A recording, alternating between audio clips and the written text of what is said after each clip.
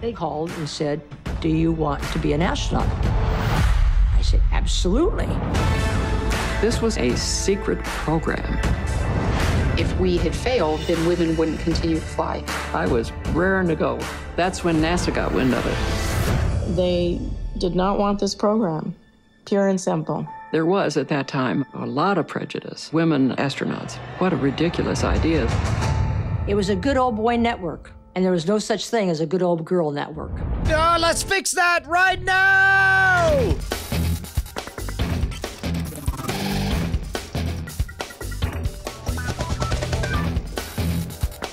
Welcome to Cordkillers in memory of Valentina Tereshkova. Our mission is to report the intel from the front lines of the cord-cutting revolution so you can watch the stuff you love when you want, where you want, on whatever device you want. I'm Tom Merritt. Yeah, and I'm Brian Brushwood, and more importantly, neither of us are the fantabulous women of Mercury 13, the documentary coming out on Netflix. Tell us about it, Bryce.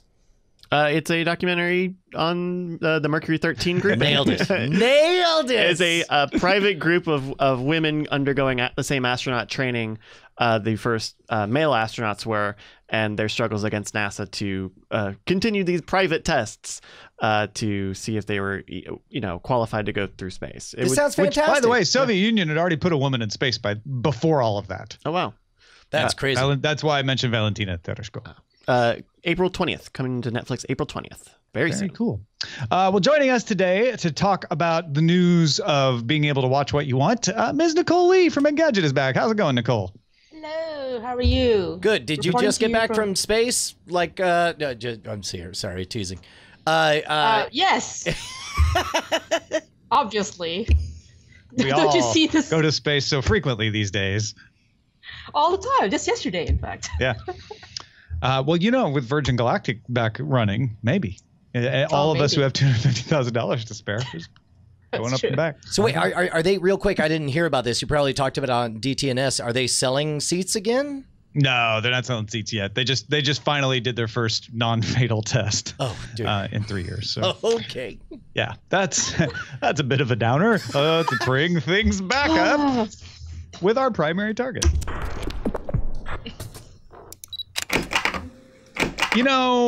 With cord cutting news, it's not often we have to rush in and tear up the lineup at the last minute. But today, at the end of a Reddit AMA on Monday, Westworld executive producers and co-creators Jonathan Nola and Lisa Joy floated the following idea. It was actually Nolan who posted this. If you guys agree, we're going to post a video that lays out the plot and twists and turns of season 2. Everything. The whole sorted thing up front. That way, the members of the community here who want the season spoiled for them can watch ahead and then protect the rest of the community and help to distinguish between what's theory and what's spoiler. And the way they set it up is if the post exceeds 1,000 points, so on Reddit there's upvotes and downvotes, so if it gets above 1,000, HBO will go forward with this plan. And keep in mind, Westworld returns April 22nd, so I guess they have until then. There's some very careful language in that third paragraph there, where they say the whole sort of things up front. That way, the members of the community here who want the season spoiled for them can watch ahead and then protect the rest of the community. That tells me that they're looking at, let's say this does hit 1,000 upvotes. My guess is they would say, okay, now if you're a member of this community, submit your name and whatever to this forum, and we'll give you a password-protected secret insider video of all this stuff, which I think is a little bit different from what on my first reading sounded like. We'll just give you a video sketching out all of season 2. I don't read it that way. I see what you're saying, and I see how it could be read that way. I still read it as members of community here, meaning we're going to post this on the subreddit because we want y'all to do this. And the fact that he brings up Game of Thrones, like the fans of Game of Thrones rallied around and protected the secrets of the narrative, in part because they already knew those secrets. I think he's saying we know the Reddit community does this sort of thing, so we're going to lean into it. So the magicians Penn and Teller have a bit that they do where they give people the option. They explain that at the turn of the 20th century, there was a theatrical conceit of the escape artist who was really doing a magic act, but wouldn't call it a magic act. Instead, Harry Houdini would say, I'm going to get out of this box and nobody will know my secret. And they would erect a tent or a curtain, and then he would burst out breathlessly after allegedly holding his breath for 12 minutes, inside of a milk can or whatever. And they suggested instead of that pretense and the awkwardness of it, we're going to let your eyelids be the curtains. And you can choose to be the type of person who wants to experience magic. If you want to experience magic, you close your eyes and then we'll tell you when to open them. And you will see Teller having emerged breathlessly from this crate. However, if you would rather know what's going on, you will not get any magic. Instead, you will leave your eyes open and you will watch a middle-aged man emerge from a box. And by giving people that distinction, that consent, because that's one thing Penn Jillette is big on, is he loves the idea of lying with consent. There are people who, for years and years, after seeing the show multiple times, would come up and say, I've seen your show 12 times. I've never once opened my eyes. I've always enjoyed the magic. I still have no idea how it's done. And they're proud of that fact. It seems to me like Jonathan Nolan here is offering a similar conceit to the folks in the Reddit community, which I think opens up the bigger question of how are we in terms of wrapping our own gifts, in terms of being surprised, manufacturing, giving consent to our own opportunities to be delighted and surprised. Nicole, how do you feel about this? So the way I think about it is that there's this whole like anti-spoiler contingent, right? But then there's a contingent also that believes that even if you know what the spoilers are, that shouldn't ruin your enjoyment of the movie or the TV show or whatever. And the way I think about it is actually the way I think about Netflix, because when Netflix releases their TV shows, it's the whole freaking series. It's like from episode 1 to episode 12, just all at once. So you could know the end of the series, but that day if you wanted to, right? Is that considered like a spoiler thing, or like do you just like sort of honor the code where I know the spoilers but you don't, so I'm just gonna keep the spoilers to myself, or you have your own spoiler tag in your Reddit posts or whatever. I mean, this is kind of a weird way to go about it, but the way I'm thinking about it is the whole Netflix thing. I don't know. Would you close your eyes or would you open them? Because the difference between this and Netflix is to spoil Netflix, you have to watch Netflix and then you've watched the whole it. Thing. That's true. To spoil yourself here, you're actually watching a summary before actually watching the show. Right. So here is what I think the genius of this might be. The question is does having the information give something or take something away in the aggregate across a large group? Because our problem, if Tom and I were to have watched Westworld for Cordkillers all straight through, binging through, I think both of us would have given it an upgrade. But because we watched it week after week, then people who are fans of the magic trick were able to figure out a lot of stuff ahead of time. And there was a lot of theories going around that we could not help but overhear. And so as a result, for them, they felt like they got something extra by figuring it out ahead of time, but unfortunately, they took something away from Tom and I by shouting out their theories. From me. I would say on the aggregate from people who watched week after week, but that's fine. So in my mind, what they're doing is they're saying, in advertising, there's a phrase: you want to go from pest to welcome guest. Right now, in my experience of Westworld season 1, everybody shouting out their theories was a pest. If instead I knew for a fact that they were on the inside and that they were insiders on this, then they would go from pest to welcome guest, because now I would trust them to shepherd me through having the best experience of Westworld. And I suspect, go ahead. Well, no. The one thing that no one has answered here, so I'm just going to answer it. I will watch this. I will definitely watch this. I will not. I want to know the summary. And the reason I say that is that is the big question. We're dancing around it. We're talking about important things like, will you worry that you will be spoiled? Will you worry that people will put this out there ahead of time? And Nicole, I think, has eloquently talked about that issue. Like, oh, well, we deal with this all the time with books and people being able to watch Netflix shows before other people. That's not so much the issue to me. The issue is, are you going to be a shepherd or a shepherded? I mean, okay, they don't call him a shepherd and the shepherded. They do call now. him a shepherd and the sheep. And so, in my case, I would rather be, if you want to use those terms, I would rather be a sheep. I would rather be led through the exact experience as the artist wants me to go through it. Nicole, what about you? I'm not invested enough in the show to really care one way or the other, so I might just watch it just for kicks. Let's take something else. Let's say they were doing this about Infinity War. Let's say they're worried that people are gonna, between the release of Infinity War and the 2 hour and 30-minute ending of Infinity War, they were afraid people were gonna spoil Infinity War. Would you want to go into the movie knowing what's gonna happen? No, you know why? It's a movie.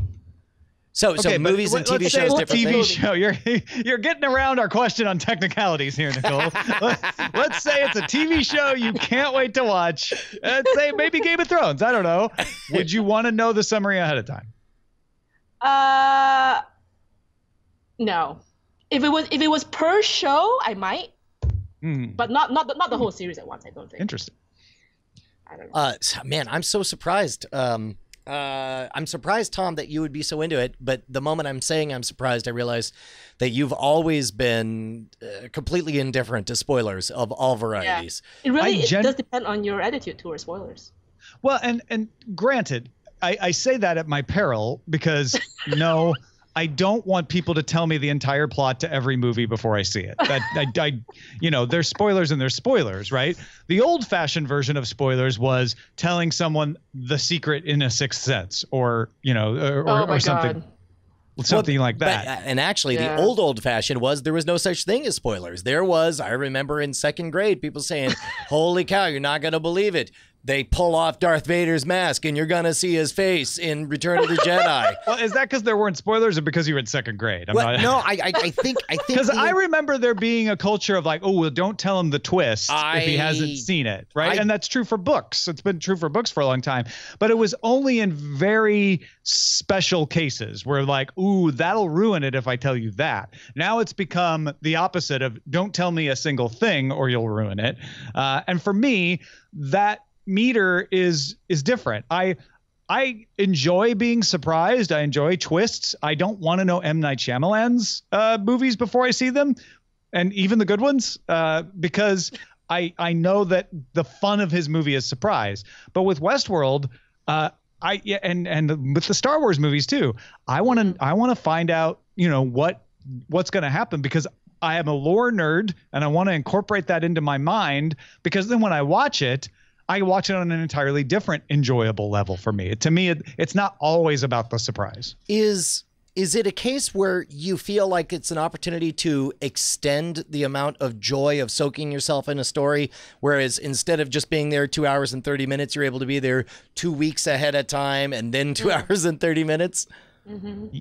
Yeah, a little bit. It's a little bit of, I can have a much higher level reading of the text, to speak in I actually agree with this because I've been sort of like very slowly rewatching the old Twin Peaks. Like I already know what happens in the end. Like I already know the ending and everything, but I'm rewatching it to like, oh, so that happened. Oh, she said this. Oh, he said this. And sort of understanding that path towards the end kind of thing. And I think there's some merit to like understanding the instead of rewatching something, you're just watching it the first time with that knowledge in mind in the end. So what it makes me think of is there are certain people who love, as much as going on vacation, they love planning their vacation. They get to spend all year figuring out, oh, do I want to take this tour or that tour? Do I want to take this bus or that bus? And they get to live in the fantasy a full year beforehand. To me, that's abject torture. My parents are taking us out to a cruise to Hawaii, and it's misery. It's abject misery for me to have to make all these decisions, and all I want to do is pick everything at the last minute. So maybe that's a bit of what's fueling all of this right now. Yeah, it's novelty versus whatever the word for poring over something is, right? Or maybe it's obsessiveness. I'm not sure. Well, I would say the example I think of is the Myers-Briggs test. There's among the extrovert, introvert, all these different left-right tiers. You have judging versus perceiving. A perceiving person loves to just say, like, what are you going to do? Like, I don't know. I haven't walked into the room yet. The moment I walked into the room, I'll just know what to do. Whereas a judging person is just like, what are you going to do? It's like, well, I factored all these in, and here's my plan, and no matter what, I know what the schedule is going to be. And I suspect that you and I, Tom, would be you would be more on the J side, and that you would like a plan for everything, where I'd be more on the P side of just like, I don't know, man, just let me feel it out. Let's go. Yeah. Although there are definitely things where I just want to riff. I want to do it like jazz, but I like to have a safety net. Right. And that's why Myers-Briggs is a scale, it's not an either or. Sure. But you're right. I'm definitely got a J somewhere in that personality test. I like to go to restaurants repeatedly. Once I like a restaurant, I like to go back and try different items on the menu. My wife rarely wants to go back to the same restaurant she's been to unless she really loves it. She would rather have novelty. She would rather go and try something new, and she's not that way with everything. So I think we're all on a spectrum somewhere there, but we're also, we have different reactions to different types of things too. Yeah, man, I know for me that there's nothing more precious than surprise, and the idea of on purpose, diving in. To be honest, I actually think that this effort from Jonathan Nolan is an attempt to protect surprise, to take all the people who value the discovery of surprise so much and convert them to his side. It's like, here's the answer to everything. There, you have it. Now you are all paladins of surprise, and your job is to protect this treat for everybody so that they can unwrap it when they watch it. It's 650 points right now. It was around 300 when I first put this in our rundown like an hour and a half. Oh, it's definitely going to, in fact, probably by the end of this hour, it'll cross over 1,000. It'll hit it, yeah. Yeah, it's only been up for 4 hours now, so it's definitely got the momentum. All right, well, I promise to not tell anyone if I watch it. I mean, I'll tell you if I watched it, but I won't tell you what's in it. Well, I mean, okay. Do you not even want that? Well, no. I can't would trust you more on spoiler in time, Tom. Well, just like I don't expect you, by virtue of having read the Game of Thrones book, to suddenly become somebody who insists on running around telling people what happens in Game of Thrones. I would likewise expect you not to, by virtue of having watched that, run around and tell everyone what happens in the season. And yet, other people have different expectations. So I just wanted to reassure them. That's true. Hey, surprise! We're supported on Patreon. You ruined it. You ruined it, Tom. Now everybody knows that we're supported on Patreon. Now they know that they can go to patreon.com/Cordkillers, keep us loud, live, and independent, join the 1,490 other patrons making this show possible. Yeah, but do they all know what they get if they pledge a mere $1 an episode? Well, what they get is Cordkillers every single week. Thank you, and you're welcome.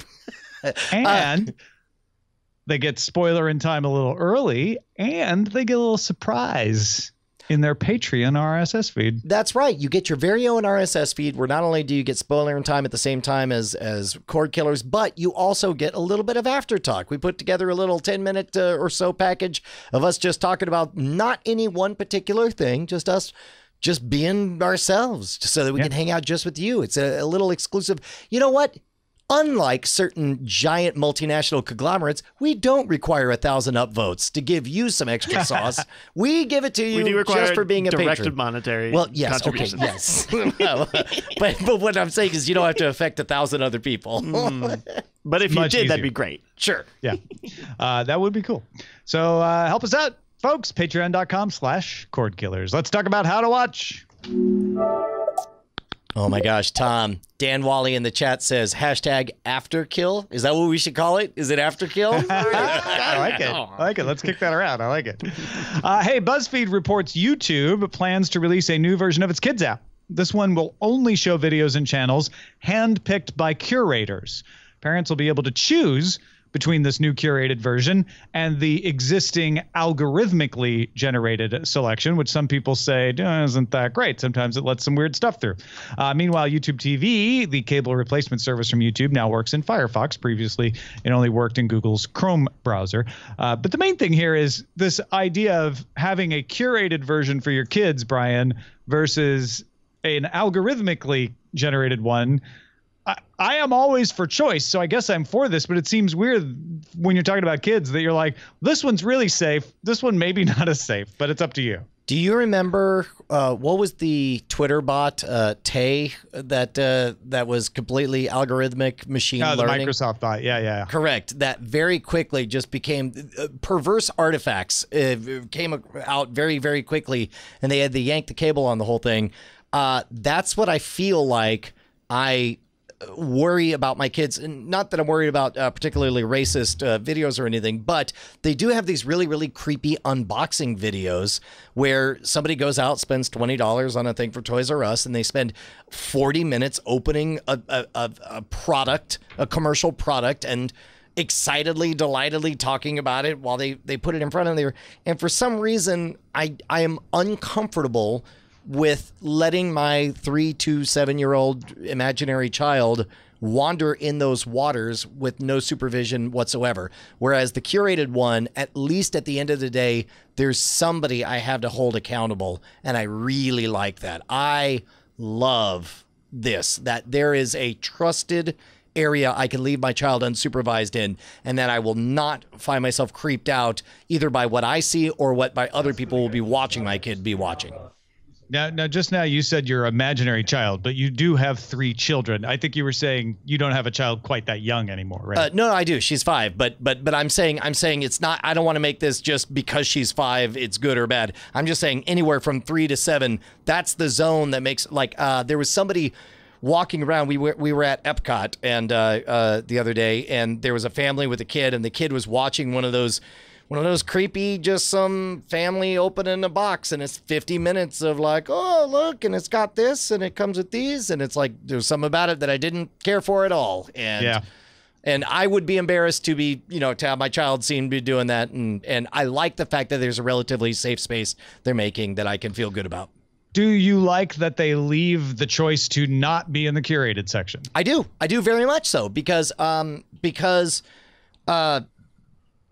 this is a good job of threading the needle where they get to have all the benefits of, if this is a problem for you, we have it. This safe space that'll be traditional for whatever you want. But don't come to us saying you're tired of seeing the same 20 videos, because that's why we have the algorithms to figure out what you watch organically and show you more of it. And I think this is a good middle step of the road until the algorithms get good enough to figure out which videos make which parents uncomfortable. Yeah, Nicole, I mean, there's a lot of algorithm bashing these days, and algorithm means a whole lot of different things depending on how you're using it. How do you feel about this idea that YouTube is, abandoning the promise of the early internet, algorithms, it'll make everything easy at scale, and instead they're like, well, we're rich, we'll just hire a bunch of people to curate it? I generally prefer having curated lists. I mean, this is not really related to this topic in general, but compared to playlists on Spotify or Apple Music, I actually really like the curated stuff. I mean, I know that sounds weird, and Spotify does a really good job with their Discover Weekly and that kind of thing, but I do like it when things are handpicked by people, and that seems to make some kind of sense somehow, or some kind of thematic sense somehow. And for whatever reason, maybe it's because algorithms, as you say, they can bring up really weird things. Like you click on one thing and like it's completely unrelated, not unrelated, but sort of related, but like kind of sketchy video. Well, it's the difference between like some Harry Potter videos and a Harry Potter pantyhose fetish video or whatever. It's like technically it's in the same category, but that's not what I want my kid watching. Yeah. I mean, exactly. Like, I don't want to be recommended just random things. Like, I want to be recommended things that make some kind of sense, some kind of thematic editorial sense, and I appreciate that. So algorithms have their place. Sometimes they're good, but sometimes they can be really bad too. Well, and here's the thing. I've been starting to beat this horse a little bit on Daily Tech News Show, but an algorithm is just an equation, really. It's just a thing. It's a shortcut. It says, oh, well, if X, Y, and Z, then W. They're not good or bad. It's when you promise that an algorithm can do X and it doesn't, that they become bad. And honestly, it's not about algorithms. Algorithms are very simple. They're kind of dumb. They're very 2002. AI, machine learning, that's where you start to get the glimmer of the promise of, oh, we can teach the machine learning to know when a Harry Potter video is a kid's video and when it's a pantyhose fetish video. And even that is in its earliest experimental stages. So I kind of feel like, yeah, I mean, really, if you're at a huge scale like YouTube, if you're a big company and you're actively fighting off complaints from organizations that you're violating the Child Online Protection Act, you need to clamp down on this.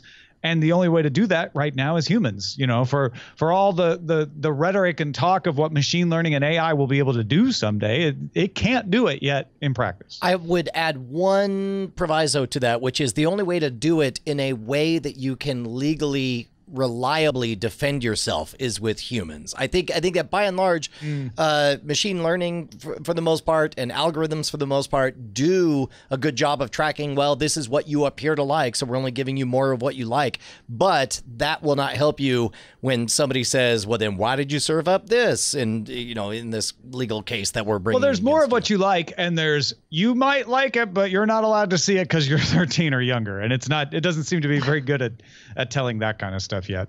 Yeah. All right. Let's talk about what to watch in Under Surveillance. Not like real estate. It's all about location. Under Surveillance. Now, Hollywood Reporter says the Amazon Middle-earth TV show may include material from Peter Jackson's movie adaptations. Jackson's involvement in the project is uncertain, but Jackson's attorney described the deal as a creature of the times, saying Amazon is taking a page out of the studio's emphasis on franchises. So you'll see headlines out there that Amazon is committed to spending up to $1 billion on 5 seasons of this. And it seems like they made some deals, including New Line and Warner, so that they would have the right to include some stuff from the movies. Whether that actually means casting the same actors or not remains to be seen. Well, and even the question of like, well, can we prominently feature Mount Doom? Can we use the same scale or the models that you guys developed for that? You have dormant assets that we could do. Can we mention smog? Can we show smog? Can we specifically show plot elements that are, can we show the time Smog lost his one scale in that one time? This is the kind of stuff they got to figure out. Nicole, does this make you happy? Yeah. More Middle Earth. Just more in general is great. I love that stuff. So. I used to think that very vociferously before the Hobbit movies came out. Right. I didn't hate them, but they were not nearly as good. So it's more good Middle Earth, and I'll be happy. Okay. For me. Yeah. What do you think that coy phrase, very much a creature of the times, means? What does that mean? Well, that's Peter Jackson's attorney talking to a newspaper, right? So who the crap knows why he's saying, what's his motivation, what negotiating angle is he pursuing? But I think what he's trying to make you think he's saying is, hey, we've got the Marvel extended universe. We've got Star Wars out here doing extended stuff. You've got DC trying to do an extended universe. They tried to do an extended universe with monster movies at NBC Universal. So I think he's saying like, yeah, it's all about expanding franchises, and Lord of the Rings is that. That's so interesting, because I took it to mean a totally different direction, which is like there are details regarding, well, what if this series becomes so popular they want to make a theme park ride? Is it a movie theme park ride or a TV show theme park ride? Is it if they want to make an online world? They've already got Middle Earth Online. What about one that's more themed? I think that's the extended tendrils in the fractal-like nature of this this operation that they're talking about. That's probably part of it too. You're right. A new trailer is out for Solo, a Star Wars story. The movie premieres May 15th at the Cannes Film Festival and goes into wide release May 25th. That's when most of us will get to see it. Did you all watch it? I have not watched it yet, although it was not out of any kind of holier-than-thou thing, unlike previously with Infinity War. I do want to watch it, but are you optimistic, Tom, especially having seen it on the other side? Well, Nicole, have you seen it? Yeah, I have. What did you think? I'm glad to see more Lando. There was way more Lando here than the ones that I've seen, and I'm still yet to be convinced that this will be good based on the trailer. But I'm glad to see more Lando. I'm glad to see more Wookiee, Chewie. I'm glad to see more of the peripheral characters. I'm less interested in Solo, which is kind of weird. I'm more interested in like the other people around him than I am interested in him. Okay. I think this trailer made it look a lot better than previous trailers. Yeah. But that may be just a factor of the fact that they gave you more to look at. I love seeing a brand new Millennium Falcon. That's fun for me. I like the characterization of Lando, like you say.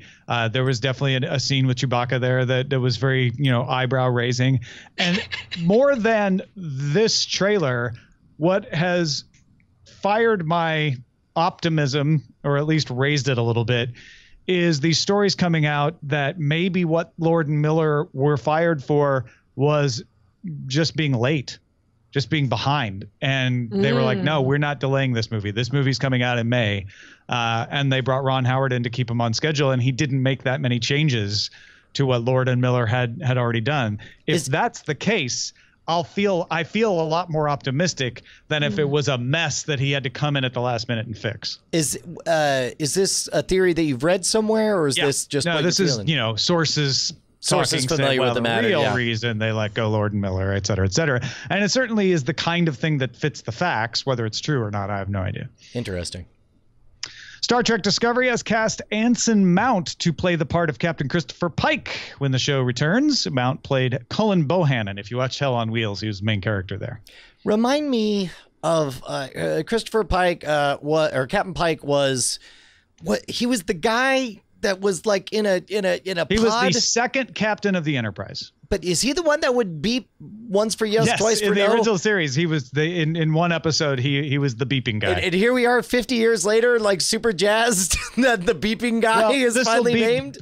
Presumably before he ends up becoming beepy guy. Because if you remember that episode, there were also flashbacks where he was walking around. Yes, but still, I mean, it's just an odd thing that we've reached this level where it's like this artifact character from 50 years ago. It's like, no. Oh, okay, all right.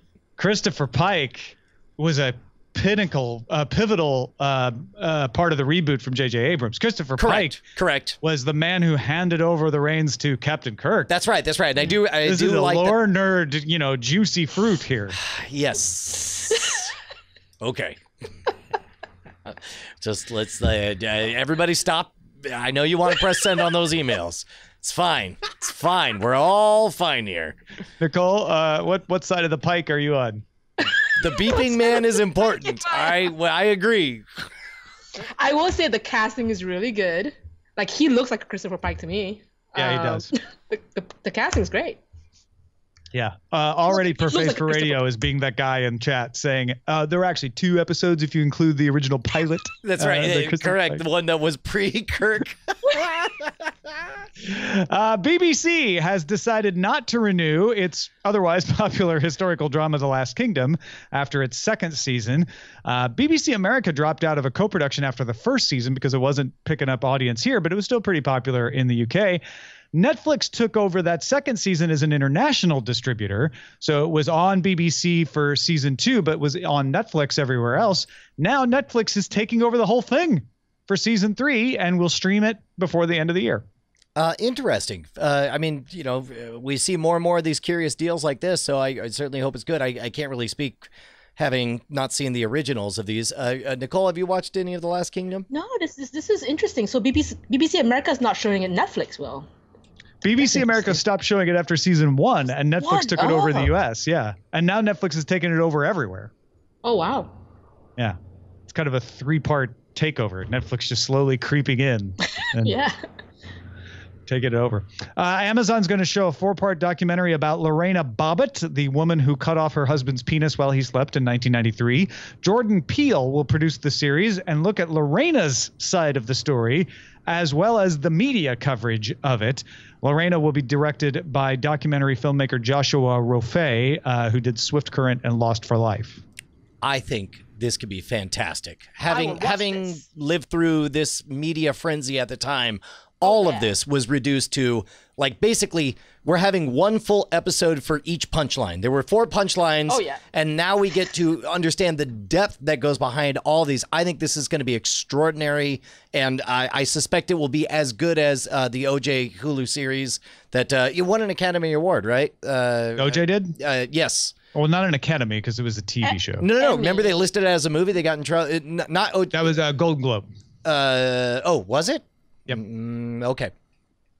All right. I was it the Golden Globe? Like, because I remember there was a discussion about what made it a movie versus a miniseries. Well, because Golden Globe has those weird categories where you can call it a miniseries or a documentary, and then TV shows end up in weird categories. And got it. Okay. Well, what I am hopeful for is the experience I had watching that Hulu jam, just with a different story from around the same time.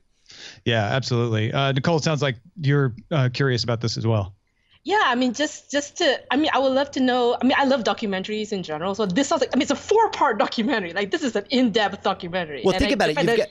You've got her perspective as an abused housewife. You've got the incident itself. You've got the investigations about it, and then you've got the fallout. Like, because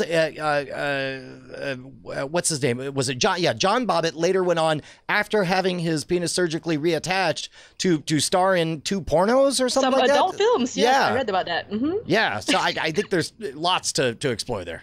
Yeah, absolutely. Variety reports that FX has ordered a pilot of Y: The Last Man, based on the comic. Brian K. Vaughan told The Hollywood Reporter in November that he wanted to find someone who loved the source material but didn't feel so indebted to it that they wouldn't be afraid to change it. And apparently Michael Green, who has previously worked on American Gods and Logan, as well as Ada Mashaka Kroll, who worked on Luke Cage, are those kind of people, because those will be the 2 showrunners on Y: The Last Man. And here we go again, Brian. It's been close a couple of times. It certainly has, and one of my favorite close calls was when your friend of mine, Dan Trachtenberg, was tapped to direct a movie version of it, and that didn't end up happening. I'll tell you what, my attitude about this is much improved in a post-Preacher world. Preacher was widely regarded as an unshootable comic book story, and yes, they changed a lot of it, but even people who love Preacher seem to love Preacher. And so if that's the case, as somebody who very much loved Y: The Last Man, I would love to love Y: The Last Man. Nicole? I've only read a couple of the issues. I mean, I like the story in general. I just haven't kept up with the books. But I would love to see this be a TV show for sure.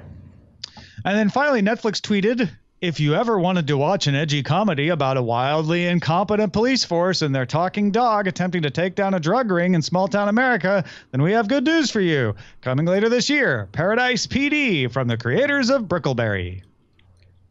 Right on. Yay. So okay. For those of you who fit that description, that's coming. All right, let's talk about what we're watching. Nicole, I know baseball season started, so you're watching a lot of baseball, right? Yeah, I am. I'm watching a lot of baseball.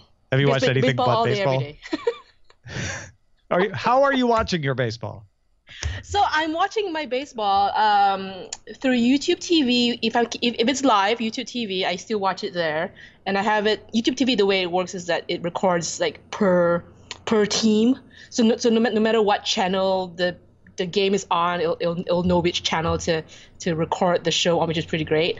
But I also have MLB, and this was kind of a decision because I had to decide whether since I have YouTube TV, do I need to keep the MLB subscription?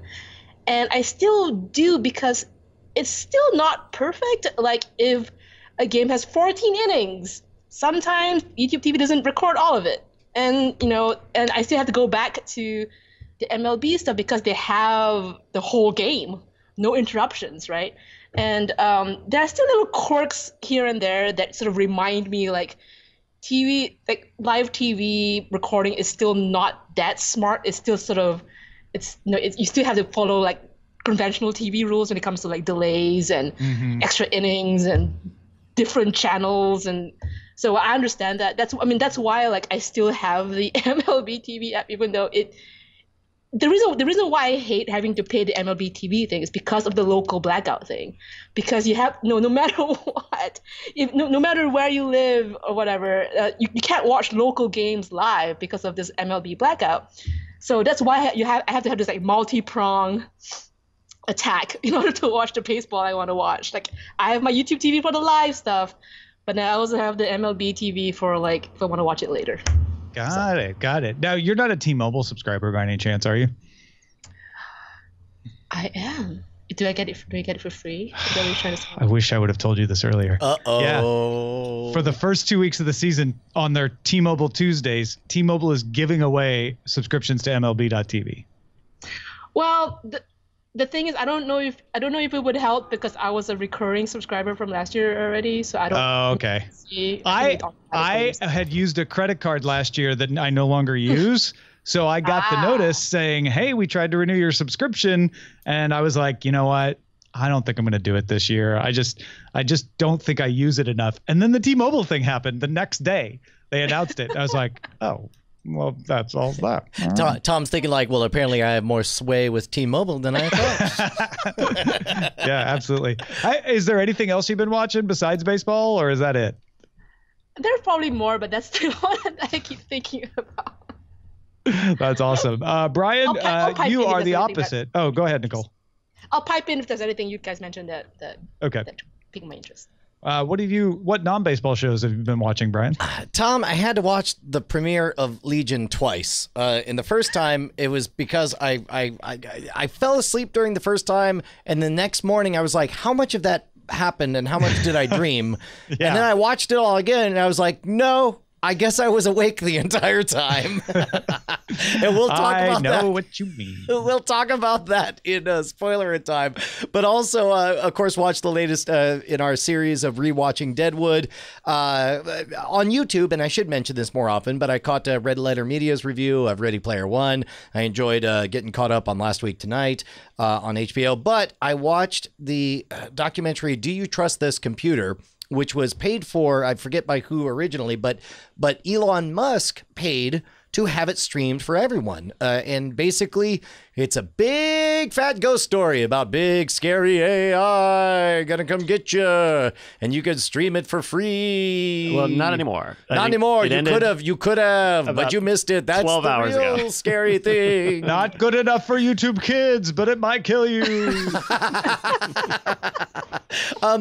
Bryce and I both, I wrote everybody on the Weird Things team, and I'm like, hey, I'm watching this. We should talk about it on Weird Things if we can. Only Bryce showed up. Bryce, do you have any hot takes on it? I thought that it didn't really have a central message, and it was trying to scare me.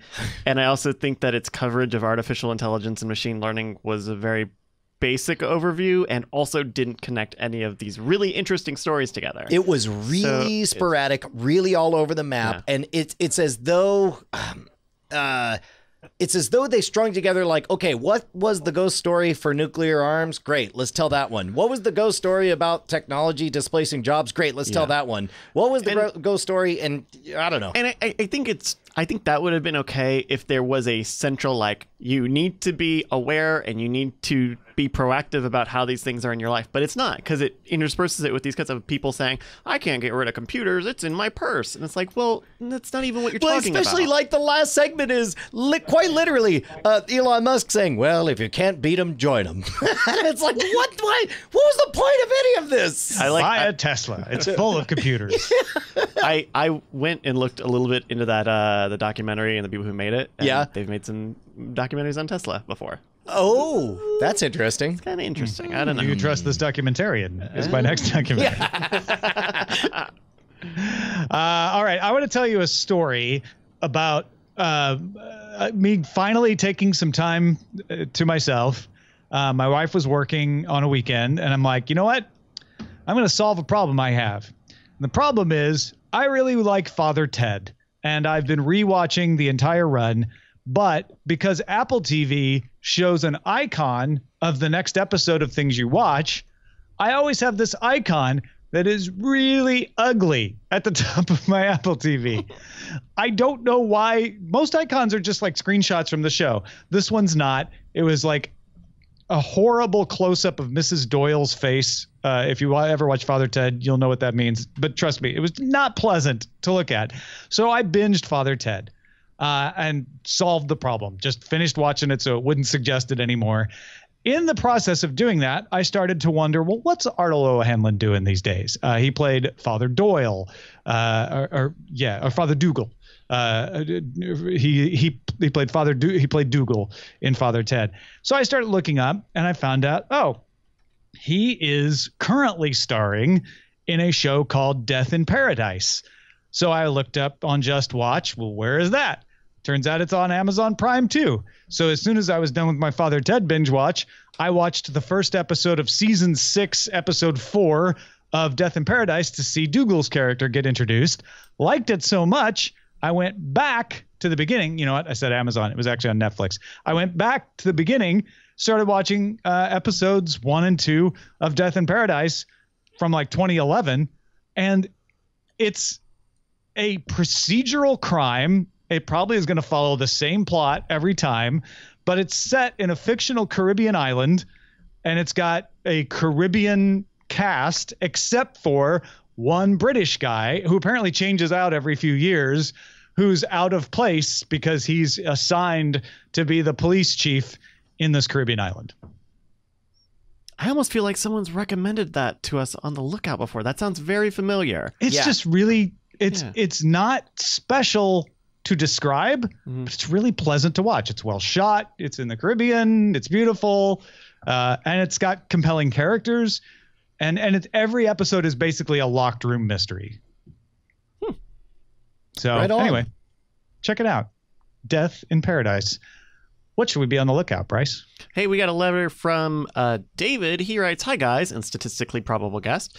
I know that Tom has mentioned he enjoys a good period piece, so here's a great one. Netflix has all of the available episodes of Miss Fisher's Murder Mysteries, which is an Australian show. It's set in late 20s, early 30s Melbourne, and it stars Essie Davis as the amazing Miss Phryne Fisher, a well-to-do socialite who returns home to Oz to take up private detecting. She bends and breaks As you do. She bends and breaks all the social norms and expectations you might imagine, and a few you probably haven't, as well as carrying a gold-plated snub-nosed revolver in her purse. You may know the actress from the last 2 Matrix movies, or as Lady Crane in Game of Thrones. Along the way, she collects an interesting group of characters, from a pair of cabbies to a high society relative of hers. For those of us with significant others who love beautiful period clothing and settings, this is a great show. There are entire websites devoted to Phryne's outfits and even her amazing 1923 model 46 CV Hispano Suiza touring car. As period pieces go, this one is hard to top, and it is based on a long-running series of novels. Apparently, there's been enough money raised in a recent crowdfunding campaign to produce a standalone film, hopefully the first of many.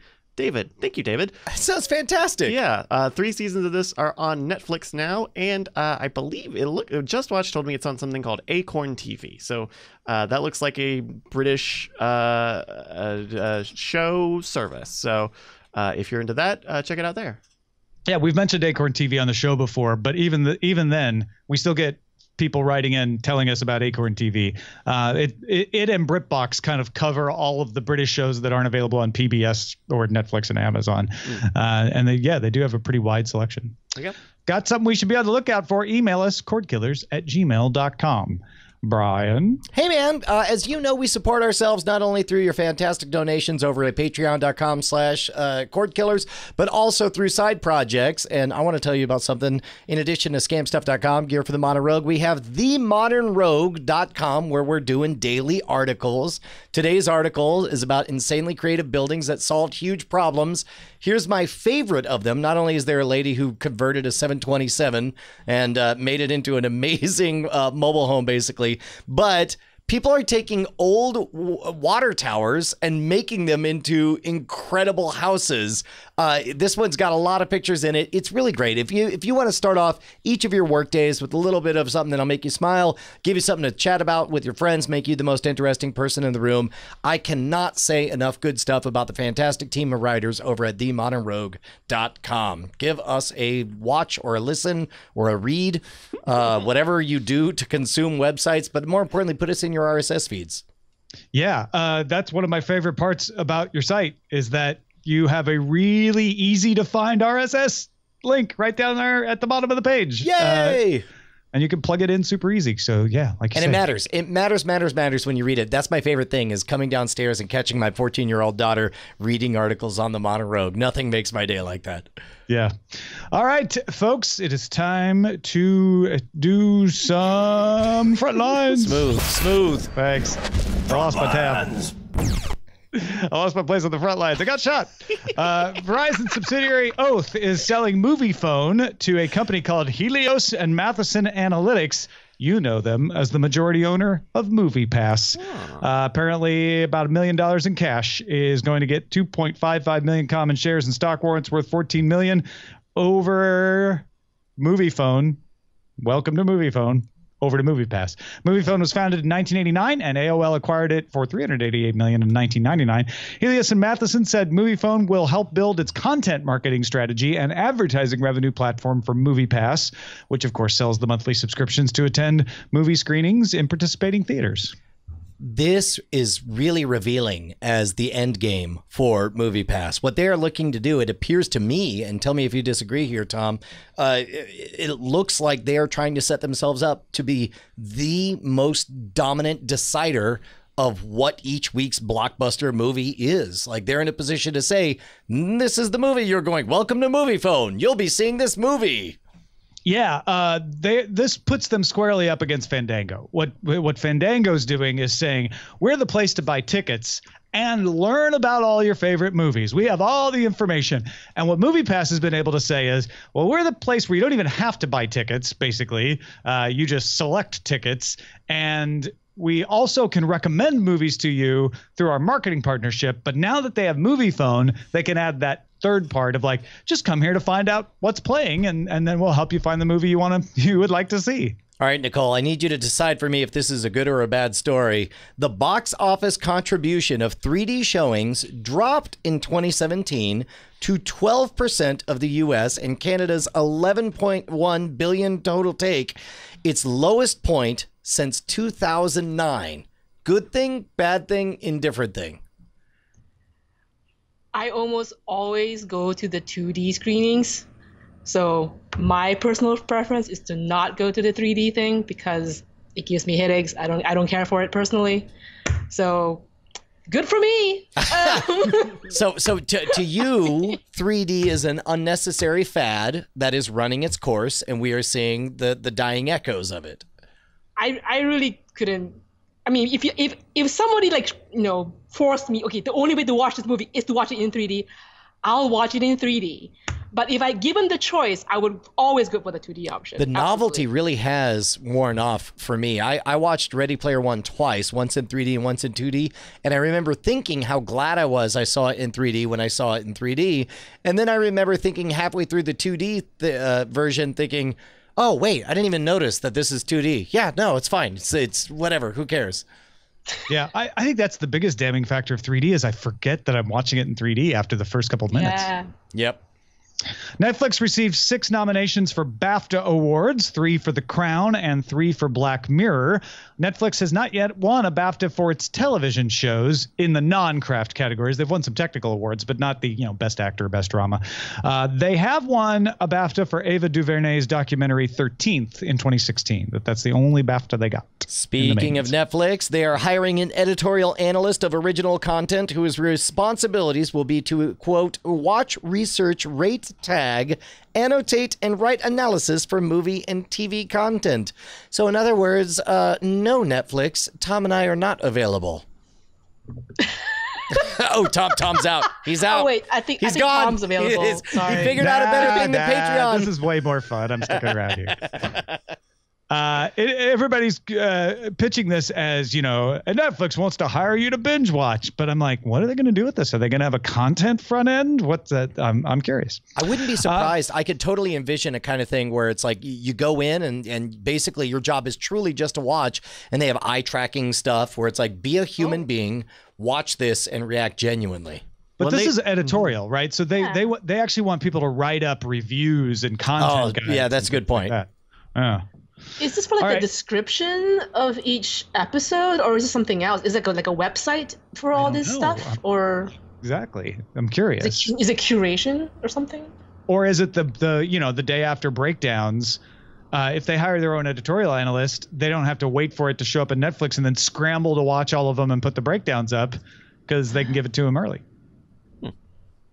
On April 18th, Black Panther will become the first film shown in a public Saudi Arabian movie theater in 25 years. Government reversed the ban on public movie screenings in December. Now, questionably, the Emoji Movie was the first movie shown in Saudi Arabia after the ban was reversed. That was shown in a state-run cultural center, so that doesn't count as a public showing, a public theater showing. And AMC is scrambling to open theaters. They plan to open up to 100 theaters across 25 different cities in Saudi Arabia by 2030. Tom, do you happen to know the justification for why? I assume is what cultural corruption of some variety is what they. Yeah, it was a religious order 25 years ago that it was part of a crackdown, and the new king is trying to loosen up some of those things. Interesting. Up to 100 theaters across 25 different cities. That's huge. It's in all of these discussions of, theaters are going to be closing, they can't make money anymore, and to be suddenly like, there's gold in that there desert. Open the theaters quick. We're converting black gold into gold. Oh, and actually, I hadn't even thought about this just the second, but for 25 years, you've essentially trained Saudi Arabians to pirate. Yes. Oh yeah. So these are some. I'm not accusing anyone of anything, but one would assume that some of the most proficient people at acquiring content on the internet would live in Saudi Arabia, and yet, give them a theater. Sounds like it might be a money-making proposition. So maybe this is good news for theaters that people won't leave as fast as some people fear. Relatedly, in Malaysia, I know this is where I was born and raised. They have movies there, but they're often censored because of religious content or sex, nudity, so on and so forth. And the pirated market for movies is huge in Malaysia because you can finally watch the R-rated stuff without the censorship. So it's, as you say, if you don't show them, people will find a way to watch them. And I bet if Malaysia changed its laws and relaxed some of those censored versions, you might see an uptick in attendance. Who knows? Yeah, exactly. All right, let's see the dispatches from the front. Man, it's all about BBC this week.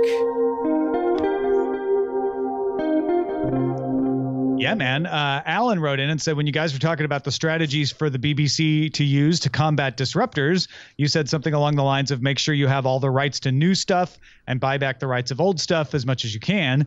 You could have been talking to Disney about Marvel movies 10 years ago. They took your advice back then before you gave it. And so far, it has worked out very well for them. We also got an email from somebody who used to work at BBC Worldwide, the part that sells stuff and runs BBC America. He points out, number one, as we intimated in the episode, the BBC hasn't always worked out the rights and licensing for its programs to any advantage to itself. Many agreements, even for hit programs, allowed for broadcast and single repeat before the program was shelved and rights would need renegotiation. Renegotiating the licenses and rights could be a lot of money. When the BBC repeated its award-winning 70s series, Elizabeth R., in the 90s, it cost the same to redo the rights as it had to make the program in the first place. In money, but not in real terms, of course. Number two, because BBC is supported by compulsory subscription, it looks bad if it makes too much money through commercial activity. The public have already paid once. Why should they pay again, etc.? At the same time, the commercial wing, BBC Worldwide, is expected to get good value when it sells things. They're not allowed to be aggressively commercial. One of the reasons for this is that with its fixed income, about £4 billion a year, it can easily compete unfairly with other broadcasters if it went heavily commercial. Added to this are other media groups, think Rupert Murdoch, and politicians who would love to see the license fee abolished so that the BBC has to compete with that advantage. As a result of wishing to keep the guaranteed license fee income, the main part of the BBC, the non-commercial part, has over many years developed an aversion to anything that might make money, and its instincts are sometimes very commercially inept. That is interesting insight. So they're like, we really need to make more money, but not too much. Right, right. That's difficult. Yeah. Open Bayou points out that the BBC is not only losing to Netflix and Amazon, they lost both the Summer and Winter Olympics to Eurosports. BBC retained some Olympics coverage because Eurosports was getting negative feedback on taking the Olympics away from the BBC. The BBC has been covering both Summer and Winter Olympics since 1960. They also lost Formula One to Sky Sports Channel 4 and the British Open tennis to Sky Sports. But it's not all bad. The BBC's getting cricket matches back in 2017. Whew, thank goodness. I was really worried there for a moment. Anthony from Australia writes in saying, just wanted to weigh in on how much I'm enjoying the lengthy discussion segment at the start of each episode, so much so that I'm back to pledging $1 USD every episode. Anyway, the main reason he wanted to contact us is that Tom mentioned Sidereel as a way of tracking TV. He forgot to mention Tracked. That's TRAKT.TV, which he considers the best way to track what TV shows you've watched and are up to. It could set up different media center software to automatically scrabble. Is that a word? Yeah, like that's an old Last.fm word. Where it automatically sends what you listen to and logs it. Automatically scrabble what you've been watching, or you can manually check in with the website for many third-party apps. I prefer the website myself. There's even a feature that will tell you on which streaming service you can watch a given piece of content. And if your friends join the social aspect of seeing what your friends have been watching, it's cool. And so he says it's $30 a year, US dollars. The year in review feature brings up stats and more in a graphical way about your year in watching TV and movies. That's interesting. His best friend and he uses it whenever they have an IFTTT recipe. Send a message to our Telegram chat. Tom, you got to translate this. What's happening here? What are you talking about? What's an IFTTT recipe sending a message to your Telegram chat? If this, then that. Well, it's just an if this, then that recipe that will automatically send a message to your encrypted Telegram Messenger chat. It's group messaging. Yeah, Okay, you're ganging up on me now. You're going to make me the Luddite? Okay. Listen, I'm just still mad at Anthony for saying I forgot to mention Tracked. It's one of my pet peeves. Like, you forgot to mention it. Like, no, I just didn't mention it because I didn't know about it. So thank you for telling us about Tracked. For different reasons. But yeah, no, this is cool. I still like Sidereel because there's a free version, but it sounds like Tracked with your $30 a year gives you some pretty cool stuff. So when it looks like there's a free tier of Tracked, I think he's saying that there's a VIP. So it's the same thing where there's a free version, but you get more if you pay. Okay. And then Ian said, I wanted to address the streaming box email you answered in the last episode. It seems that most conversations you have about streaming boxes focus on either the UI or the app availability. I'm a longtime Roku user, but have only recently added the current gen Apple TV to the mix. The biggest issue that I have encountered is the controller, because the Roku uses a classic D-pad, while the Apple TV uses a touchpad. And while the touchpad's easy enough to get used to, I think it's just one more barrier that could frustrate some users. It's a great point, Ian. It's so Apple, because the touchpad is arguably better, but you have to learn to use it. And so that's going to turn some people off. Like, I don't even think about it anymore because I got over that learning curve. But in the beginning, trying to negotiate that touchpad was so different than what we're used to that it was a little bit of a hump. So another thing to consider there. Yeah, thanks, Ian.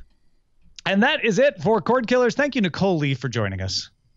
Not a problem. If folks want to find out what you're doing online, where should they go? They should go to twitter.com/Nicole. That's Nicole. Nicole. And they will find more than just baseball. Yes, more than just baseball. Although occasionally baseball. Thank you to everybody who's watching us. Our website is cordkillers.com. Our email address is cordkillers@gmail.com. We're live at twitch.tv/Night Attack. Also carried on diamondclub.tv Mondays at 7 p.m. Eastern, 4 p.m. Pacific. We will cut your cords again next week. Hey guys, Brian and Tom here, and it's just the same old message at the end of the credits, just like always. That's right, Brian. Nothing new here except your name showing up. Oh my gosh, because I've got a you name. just supported us on Patreon. Yeah, all those $5 donors, look at that. That's your name in pixels. We're gonna make you famous, kid. Put your There's name in some pixels on classic the internet. names in there, but some of you are new. Some of you aren't there. It's sad. What can they do, Brian? I mean, they could go to patreon.com/cordkillers and pledge $5 an episode and be one of these amazing people, like this one. Amazing. Oh, look at that name right there. Diamond Club hopes you have enjoyed this program.